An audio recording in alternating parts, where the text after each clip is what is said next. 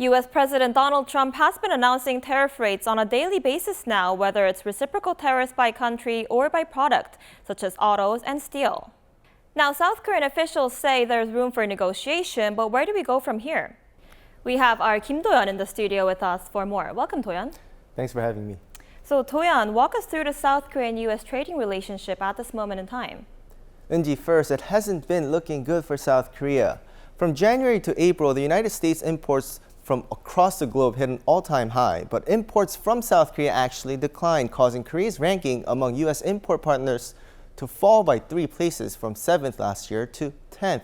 That's according to the Korea International Trade Association.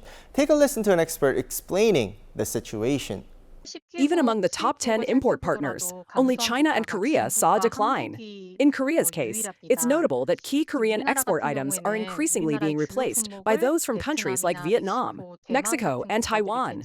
We also have to keep in mind that many of the items that South Korea sells to the U.S. are subject to separate tariff rates. For example, we know autos will have 25% tariffs imposed under Section 232. Autos are more than 30% of South Korea's exports to the U.S. Chips and pharmaceuticals will also have their own tariff rates, and of course, there are also some of South Korea's strengths in the export market. And the White House has made it clear that these tariffs on specific items are not up for negotiation, saying South Korea is not likely to get its own lower tariff rates for these items. So let's focus on autos because we have the number now. 25% could be big. How is South Korea faring? Now, in terms of the competition, a 25% tariff is applied to all items so that playing field is still level against major competitors like Japan. Autos and auto parts are the #1 export items to the U.S. for Korea and Japan, but Mexico is a competitor that has an advantage over South Korea. Take a listen. We should pay particular attention to Mexico. In the case of automobiles and auto parts, Mexico benefits from lower tariff rates under the USMCA, which puts Korea at a relative disadvantage in terms of price competitiveness. Moreover, Mexico's share of the U.S. import market for automobiles and parts has been expanding rapidly in recent years. And in terms of pricing competition, currency is also something to look into, and that is why the U.S. has been monitoring the dollar exchange rate closely as it comes up with the tariff rates. First, take a listen to how this works.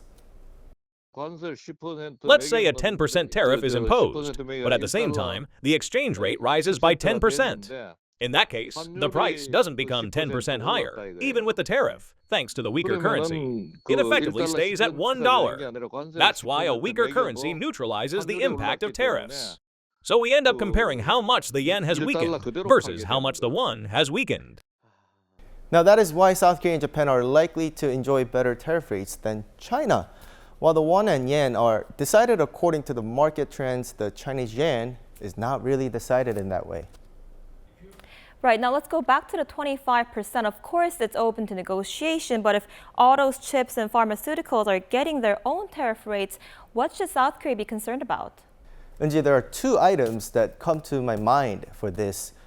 K-beauty products and ramen. These 2 items have been on the rise when it comes to exports to the U.S. In fact, South Korea ranks first in cosmetic exports to the U.S. and as we all know, Buldak noodles has been some sort of a phenomenon in the U.S.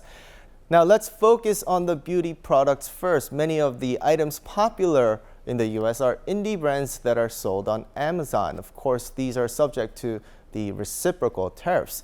There are some that produced locally in the U.S., such as the biggest Korean OEM and ODM cosmetic companies, but that's a small portion. Also, big cosmetic brands are looking for ways to start local production.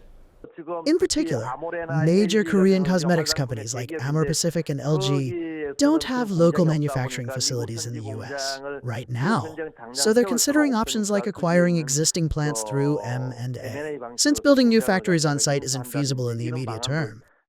On top of this, consumers are smart. There have been trends of people hoarding Korean sunblock before the tariff hit to survive the summer in the U.S. Now, as for the ramen industry, the 2 biggest players are facing different fates. Nongshim, the maker of Shinramen, localized production in the U.S. for all its supplies. Samyang, the maker of Buldak, exports all from South Korea, so the company is closely monitoring the negotiation process. All right, Do-yeon, thanks for coming in today. Thank you.